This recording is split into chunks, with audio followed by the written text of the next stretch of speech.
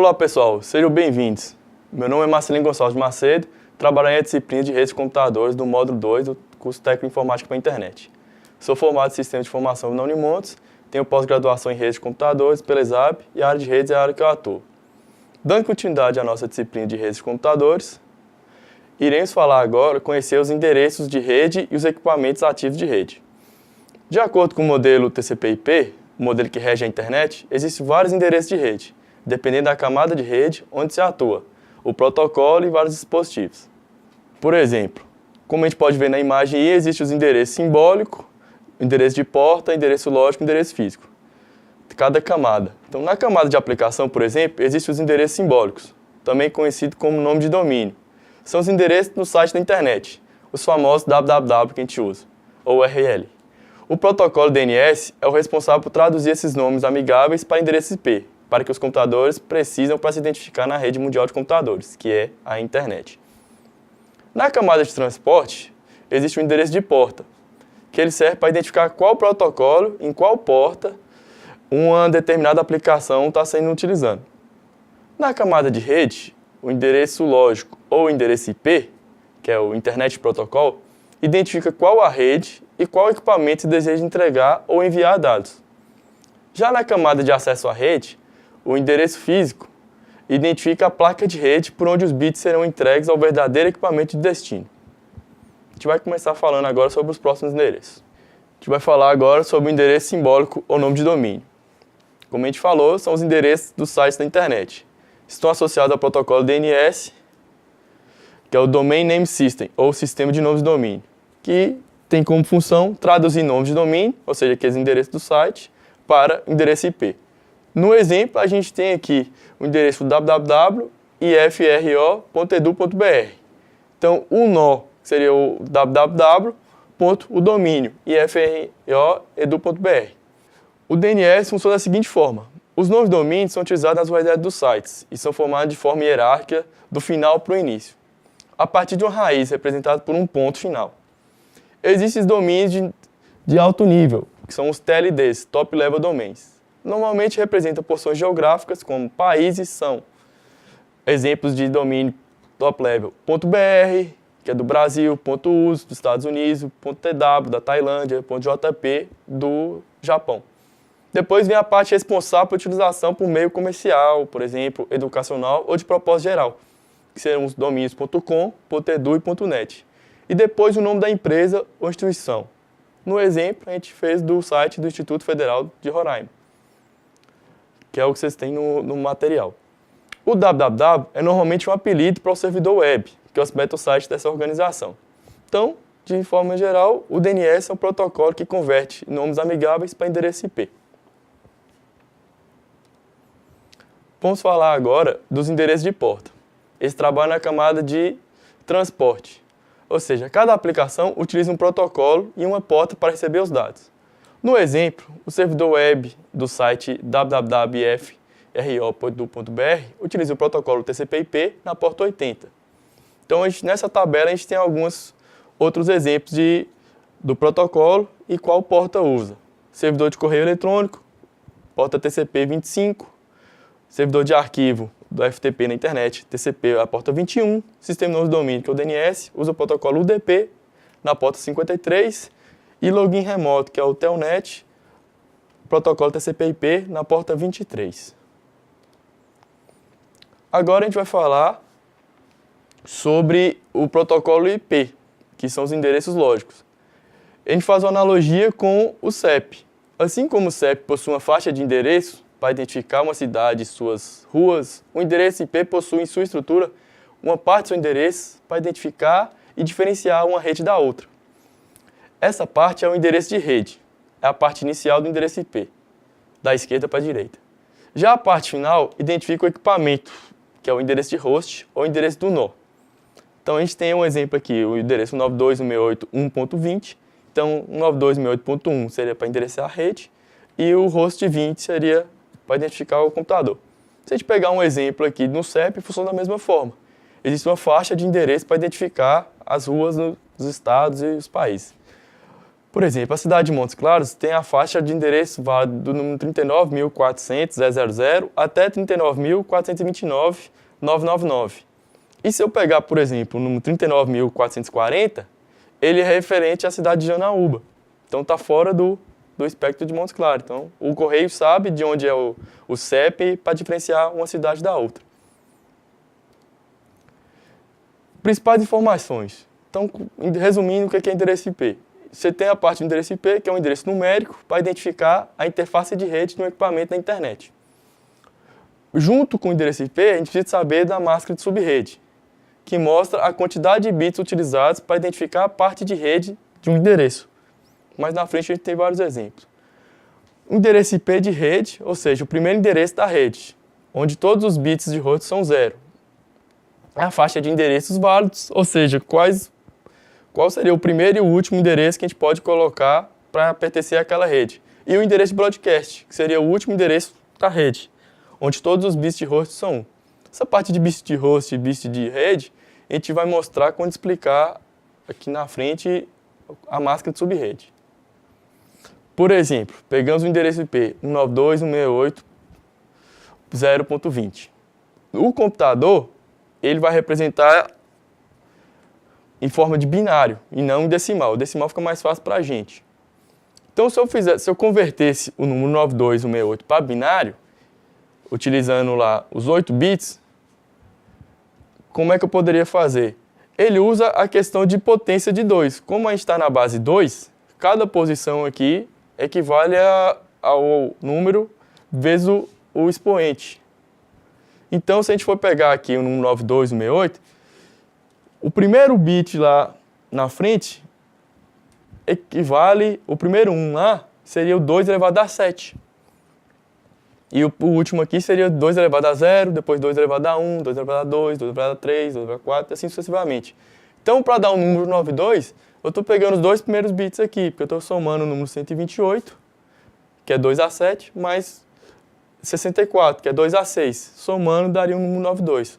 E em decimal seria 11, seguido por 6 zeros.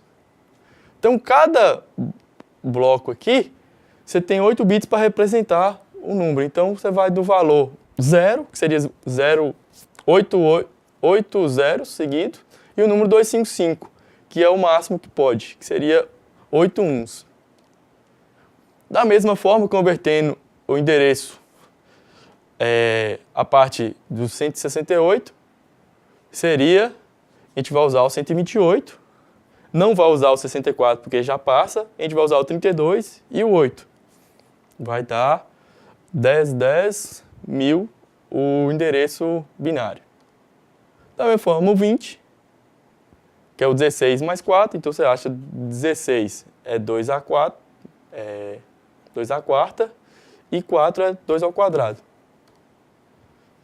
Então, se a gente somar todos os bits possíveis, todo mundo com 1, daria o valor 255. Voltamos agora para explicar o conceito de máscara de subrede. A gente deu aquela revisãozinha básica que vocês viram lá de conversão de decimal para binário, porque o computador precisa saber a representação em bits. Então, a máscara de subrede mostra a quantidade de bits utilizados para identificar a parte de rede de um endereço. Por exemplo, continuando com o endereço lá, 192.168.0.20. Em decimal, em binário, seria essa sequência de números aqui, que a gente converteu antes. A máscara de subrede, por exemplo, aplicada a esse tipo de endereço, é a máscara 255.255.255.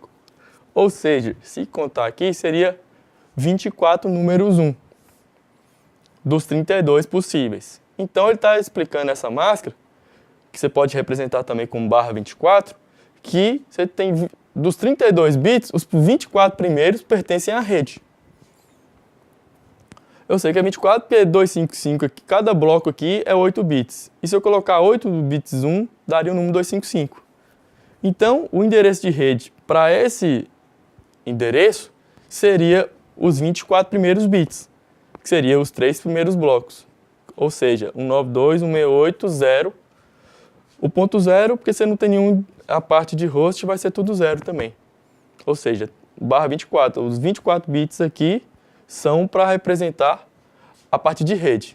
Então, se chegar um endereço com essa máscara, ele vai comparar os 24 bits do endereço de origem com o endereço de destino e verificar se são iguais. Se for diferente, ele vai ter que mandar para o roteador. A parte de endereço de rede e endereço de broadcast. E aí o que seria a faixa de endereços válidos. Como a gente já descobriu que a parte de endereço é o 92680 e 20, esse último bloco é para host, então eu posso representar o seguinte: o de rede seria o primeiro bit, o primeiro tudo zero, ou seja, 92680.0. Já o de broadcast seria o último. Como até o 92680 é rede, então seria o último possível, seria tudo 1, final tudo 1, seria o 0255.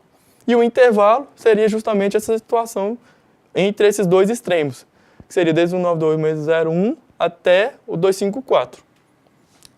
Alguma matemática envolvida, porque você tem a quantidade de bits disponível, ou seja, como o último bloco é para host, então eu tenho 8 bits aqui para utilizar.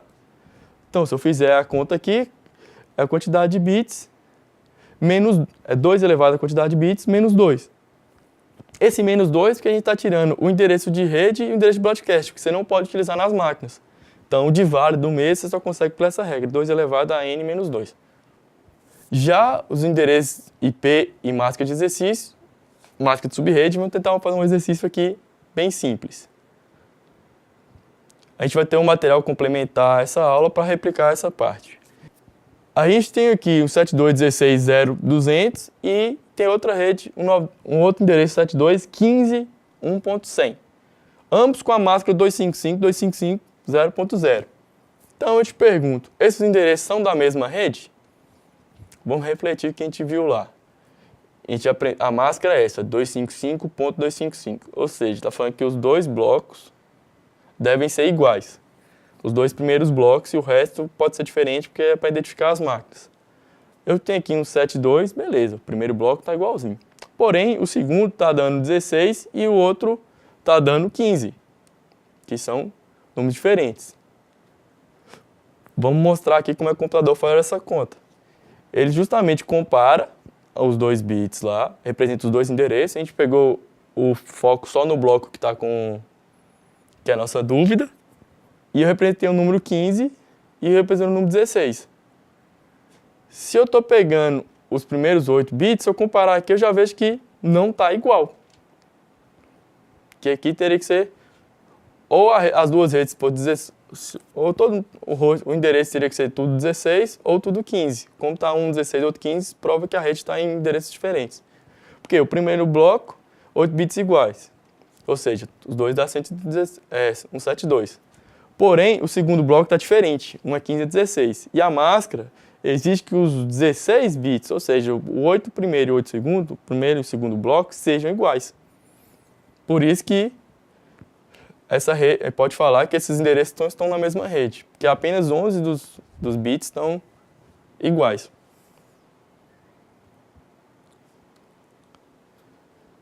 Então, se a gente for comparar, a gente vai descobrir que não está. Se fosse a máscara simplesmente 255, que seria só o primeiro bloco, aí sim, os dois seriam da mesma rede. Mas para que a gente vê isso tudo?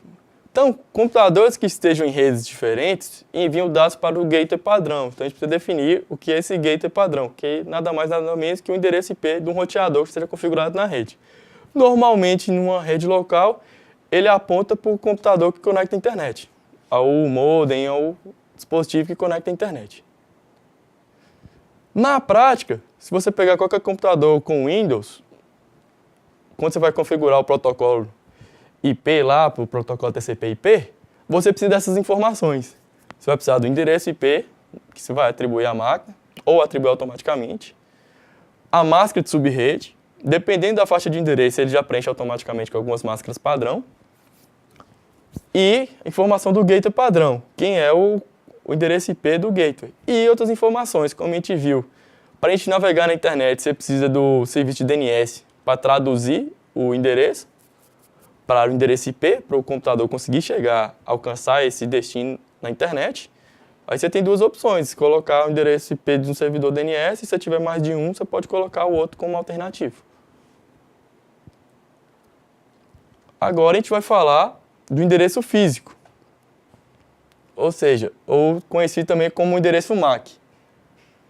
É um número de 48 bits escrito em hexadecimal, ou seja, ele vai utilizar desde o número 0 ao 9, que é o sistema decimal que a gente tem, mas ainda as letras A até a letra F, para dar o total de 16 dígitos possíveis.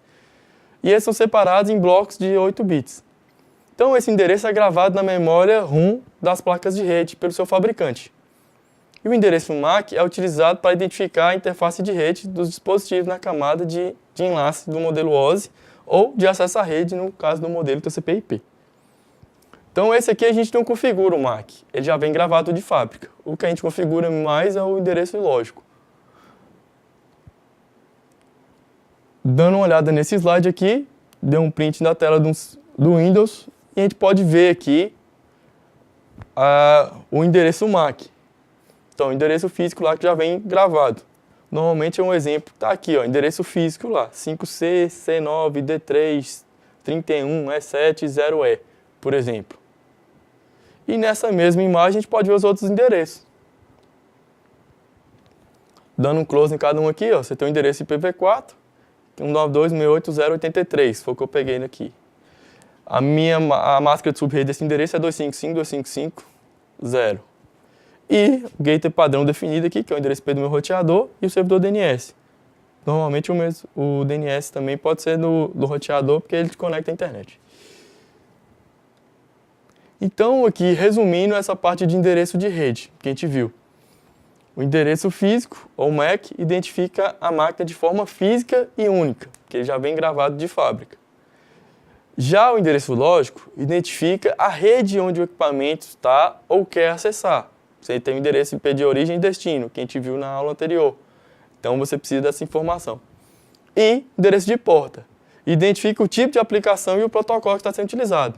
Então na camada de transporte precisa saber qual tipo de protocolo vai utilizar e qual porta que está querendo acessar. Se é a 80, que é do servidor web, se é a 53 do DNS e por assim vai. E para facilitar o uso do ser humano, a gente usa os endereços simbólicos, que é o DNS, que é uma forma mais fácil para nós humanos referenciar o computador na internet, ao invés de usar o endereço IP. Imagina se tivesse que decorar o IP do Google lá, em vez de digitar google.com.br. Daria muito mais trabalho. Nessa segunda etapa agora, a gente vai falar sobre os equipamentos de rede. A gente vai falar sobre o hub, switch e os roteadores. Então, inicialmente, a gente vai começar falando sobre os hubs. Eles trabalham no modo de transmissão por broadcast. Ou seja, toda informação que ele envia, o sinal vai para todos os dispositivos conectados. Então, funciona como um repetidor de sinal. Ele não permite o tráfego duplex. Justamente por isso que quando uma máquina transmite, o meio fica ocupado, pois todos recebem os dados a cada transmissão. Ele é recomendado apenas para as redes pequenas com poucos computadores, justamente por essa dificuldade que ele tem de enviar as informações para vários ao mesmo tempo. Então, quando um envia, todo mundo recebe. Já o switch, ele é um pouco mais inteligente que o hub, pois ele permite tráfego duplex, ou seja, vários dispositivos podem enviar e receber dados simultaneamente. Ele cria uma conexão direta entre dispositivos que querem se comunicar, fornecendo uma conexão ponto a ponto. Para isso, ele usa tipo uma tabela com os endereços MAC dos dispositivos conectados a ele, para identificar e direcionar os dados corretamente. Então, ele já é recomendado para redes maiores com muitos computadores. Um exemplo aqui, como é que seria essa tabela que o switch cria. Então, ele tem lá várias portas, pegou, por exemplo, 5 portas aqui, e tem o endereço físico de cada máquina conectada. Então, se ele quiser de 1 para o 2, ele vai saber em qual placa que está, qual dispositivo, está mandando para qual dispositivo, e ele encaminha corretamente. Já os roteadores têm a função principal de definir a rota dos dados, baseando em critérios como endereço IP de origem e de destino, e encaminhando os dados para uma de suas portas, de acordo com a tabela de roteamento. Ele é recomendado para redes maiores, com muitos computadores separados em sub-redes menores, ou normalmente a gente usa para conectar à internet. um esquema aqui para representar como é que seria a tabela de roteamento. Então você tem uma interface, seria as placas de rede do roteador, cada um ligado numa rede diferente, com um endereço atribuído. Então, por exemplo, a gente tem a rede 192.168.1.0 e uma rede 192.168.2.0. Seria, na ilustração, a gente teria essa rede aí, 192.168 ligado na porta 1 e a rede 192.168.2 ligada na porta 2. Se um computador deseja comunicar com o outro, ali vai ter que apontar para a porta do roteador e daí ele encaminha para a rede de destino. Em resumo, a gente tem a ideia seguinte: roteadores interconectam redes diferentes, ou seja, de forma externa. Já o switch e os hubs conectam dispositivos internamente em um mesmo segmento de rede. Então, internamente, você quer criar só uma rede local, você utiliza um switch ou um hub. Se você quer conectar com outras redes, você tem que utilizar um roteador para isso. Então, um resumão da nossa aula aqui, que a gente falou tanto de endereço de rede como os equipamentos de rede. Então, estou fazendo uma analogia aqui de um com o outro e como é que usa. A gente tem um nome de domínio, que é o que a gente falou, que é o DNS. Já ele pode ser atribuído a que equipamentos? Computadores ou servidores podem receber nomes de domínio para facilitar a identificação. E isso trabalhando na camada de aplicação. É o exemplo que a gente falou, o site do Google, o site que você acessa na internet, normalmente tem um nome de domínio associado. E você não precisa decorar o endereço IP dele. Já o endereço de porta identifica quais os serviços da internet, qual serviço aquela máquina está oferecendo ou você quer acessar. E ele trabalha na camada de transporte, que ele vai ser atribuindo daqueles protocolos, ou TCP ou UDP. Já a parte de endereço IP, máscara de subrede, gateway padrão, são as configurações da camada de enlace, ou da camada de rede. Pode ser atribuído a roteadores e para os computadores, mas que ele precisa de saber esses detalhes de endereçamento. E o endereço físico é atribuído ao switch, que ele trabalha na camada de acesso à rede. Então, os detalhes de entrega dos dados na camada física. Para dar servir de explicação aqui, a gente disponibilizou na nossa sala virtual vários materiais, alguns outros vídeos tutoriais que eu fiz para explicar cada um desses conceitos. Como é que funcionam esses endereços de rede, tanto o endereço de domínio, os endereços de porta, parte de endereçamento IP e a parte de endereço físico MAC. E também explicando o funcionamento e comparando o desenvolvimento de um com o outro, explicando o hub, como é que ele funciona, utilizando o packet trace, sei lá, tentando mandar um pacote numa rede com um hub, tentando mandar vários pacotes em máquinas diferentes com hub, acontecendo problema de colisão, e explicando também o switch, demonstrando como é que o switch trabalha de maneira mais inteligente que o hub, porque ele consegue entregar sem dar esse problema. E explicando o roteador, o conceito de roteador e a questão do gateway padrão, que você precisa informar em cada máquina. Caso ele não saiba, caso o endereço que ele tem que acessar não esteja na mesma rede, ele precisa mandar para o roteador, que é o gateway padrão, para destinar para a rede correta. Pessoal, encerramos então a aula de hoje sobre os endereços de rede e os equipamentos de rede. Espero que tenham gostado e aprendido. E em caso de dúvidas ou comentários, poste nos fóruns de Tira Dúvidas e de discussão da semana. Obrigado e até a próxima.